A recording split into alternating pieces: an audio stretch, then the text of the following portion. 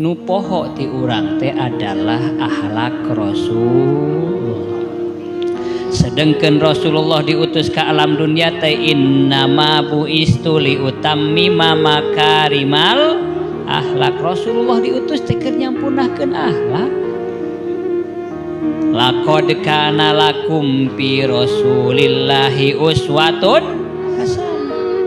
Yeuh lamun urang hirup hayang reugeujeug, hayang alus, hayang asalamet dunia akhirat turutan Kangjeng Nabi.